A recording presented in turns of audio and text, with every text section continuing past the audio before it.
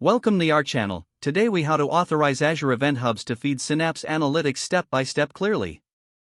Begin by logging into your Azure portal. Navigate to the Azure Event Hubs resource that you wish to authorize. On the left sidebar, click on the Access Control (IAM) option. In the Access Control pane, click on the plus Add button. Select Add Role Assignment from the drop-down menu. In the Role Assignment pane, choose the Azure Synapse Analytics Contributor role.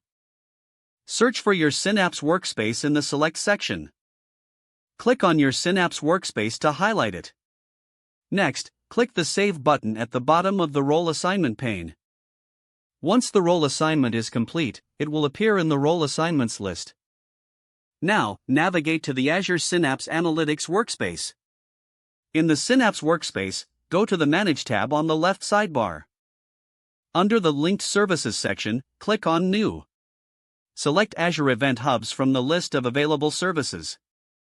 Fill in the required details such as the name and description of the linked service. In the Event Hub namespace field, enter the namespace of your Event Hub.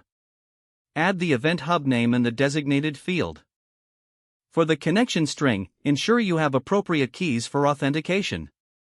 Click on the Test Connection button to verify the connection to the Event Hub. Upon successful connection, click the Create button. Your Azure Event Hub is now linked to your Synapse Analytics workspace. Finally, verify the integration by creating a simple pipeline that uses the linked Event Hub.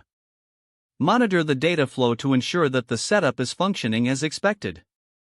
If the page does not load, refresh the browser or try again in a private or incognito window.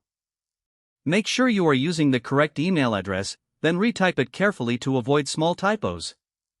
If your password is not accepted, use the Reset option and create a new strong password you can remember. Check your spam folder for verification or security emails, then complete any requested confirmation steps.